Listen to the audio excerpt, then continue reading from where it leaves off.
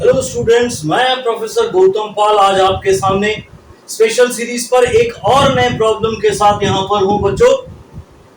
ये जो प्रॉब्लम है ये जेई मेंस में आने वाले प्रॉब्लम्स में से एक बहुत ही इंपॉर्टेंट प्रॉब्लम है।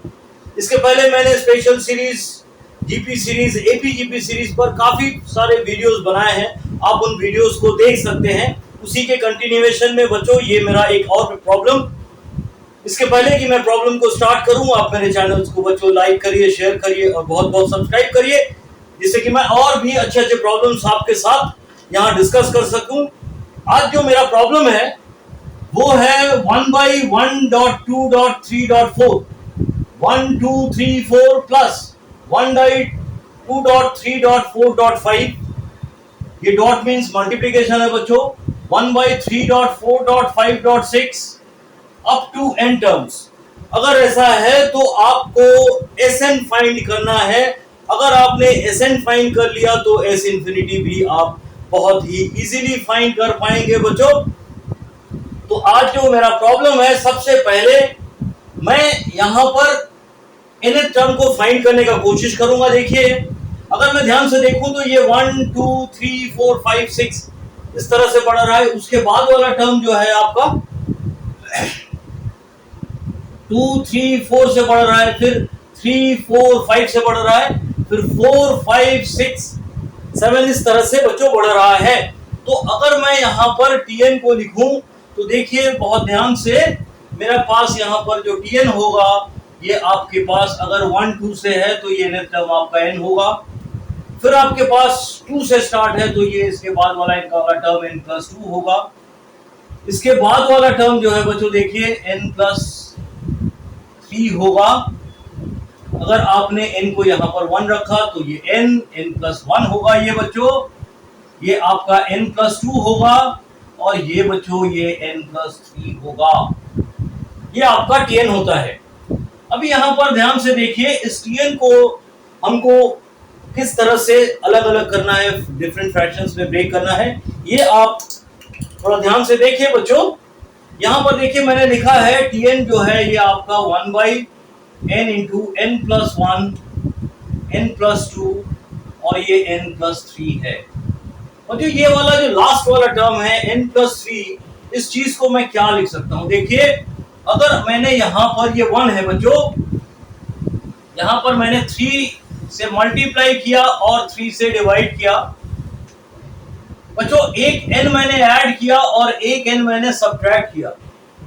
तो यहाँ पर देखिए ये आपका n + 3 - n, माने ऊपर 3 नीचे भी 3, बाकी ये सारा सेम है बच्चों। n + 1 n + 2 और ये आपका n + 3 हो जाता है। अगर मैं इसको दो फ्रैक्शंस में ब्रेक करूं तो एक फ्रैक्शन n + 3 के साथ और दूसरा वाला फ्रैक्शन आपका n के साथ होगा। तो देखिए बच्चों, मैंने tn को क्या लिखना है? tn को लिखना है 1/3। इसके साथ जब मैं देखूंगा ये n + 3 इस n + 3 के साथ कैंसिल होगा, तो आपको मिलेगा n × n + 1 और ये होगा आपका n + 2 माइनस, ये देखिए ये n इससे कैंसिल होता है बच्चों, तो आपको मिलेगा 1/n + 1 n + 2 और ये n + 3 होता है। ये देखिए ये अब आपका एक टेलीस्कोपिक सीरीज बनेगा, हर एक टर्म एक के साथ एक एलिमिनेट होता रहेगा। अब यहाँ पर अगर आप देखते हैं आपका t1 क्या होता है, आपका t1 होगा 1/3, ये आपका होगा 1.2.3 माइनस, आप इसको डायरेक्टली tn को यहां पर लिख सकते हैं। फर्स्ट टर्म में मैंने यहां पर n = 1 रखा तो ये आपको 1 + 2 + 3 मिलेगा, माइनस 1/2.3.4 मिलेगा।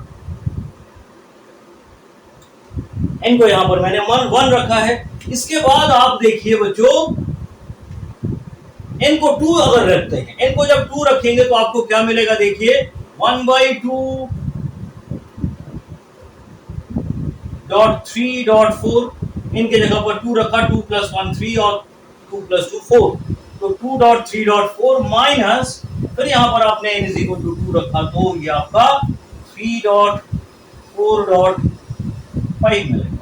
इसी तरह से आप चलते रहिएगा बच्चों, तो लास्ट टर्म जो है आपका यही मिलेगा 1/n+1 और ये n+2 होगा -1/n×n+1। नहीं बच्चों, ये आपका n+1 से स्टार्ट होगा, n+2 और ये आपका मिलेगा n+3। हाँ, अभी ध्यान से देखिए ये वाला टर्म नेगेटिव है, ये पॉजिटिव है, इसके बाद वाला टर्म इसके बाद वाले टर्म से कैंसिल होगा, और ये चलते चलते आपका बच्चों लास्ट में ये वाला टर्म उसके पहले वाले से एलिमिनेट होगा। होने के बाद आपका Tn फाइनली मिलता क्या है, देखिए 1/3, ये आपका 1.2.3 माने 1/6 माइनस ये टर्म आपका रह जाता है 1/n+1 n+2 और ये आपका Tn था बच्चों। यहां पर देखिए आपने यहां पर Sn लिखा है, Sn मैंने डायरेक्टली सम किया है। ये T1 को अगर n1 रखते हैं तो फर्स्ट टर्म 2 रखते हैं सेकेंड टर्म, इसी तरह से सारे को जब मैं ऐड करूंगा बच्चों तो ये Sn मिलेगा और ये आपका होगा n+3। तो यहां से आपका ये वाला जो टर्म है बच्चों ये आपका Sn हो जाता है। Sn माने सारे टर्म्स को एक बार 1 रखा है, एक बार 2 रखा है, एक बार 3 रखा है, रख के मैंने इसको कंप्लीटली सॉल्व किया है। और करने के बाद यहां से आप देख सकते हैं आपका Sn क्या होगा बच्चों, Sn होगा 1/3। इसको अगर मैं एलसीएम करता हूं तो आपके पास हो जाता है ये n+1 n+2 n+3-1।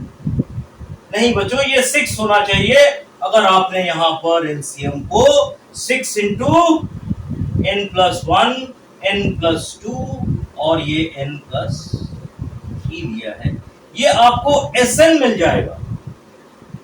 ये जो है अब आप इसको मल्टीप्लाई भी कर सकते हैं, करने के बाद इसको फाइनली देखिए क्या लिख सकते हैं आप, इसको आप लिख सकते हैं देखिए Sn = आपका होगा ये 3×6 = 18 और ये डिवाइडेड बाई आपको मिलेगा n+1 n+2 और ये n+3 होता है। और अगर आपने ऊपर मल्टीप्लाई किया तो इन दोनों टर्म का मल्टीप्लिकेशन बच्चों ये आपका n² + 3n+2 उसके साथ आपने मल्टीप्लाई करना है n+3 - 6। अभी देखिए यहां से आपका Sn क्या होगा, Sn होगा 1/18 × n+1 n+2 और ये बच्चों n+3 है होल डिवाइडेड बाई, इसको और थोड़ा सा नीचे से लिखते हैं, Sn आपका होगा 1/18। अगर मैं यहां से फिर मल्टीप्लाई करूं तो ये आपका हो जाता है ये आपका n³ + 3n² + 2n + 3n² + 9n + 6 और ये बच्चों -6 है divided by n+1 n+2 and n+3 है। ये 6 - 6 आपका कैंसिल हो जाता है। अगर आप इसको कैंसिल कर देते हैं तो आपको मिलेगा, देखिए बच्चों ये 1/18 n+1 n+2 n+3 divided by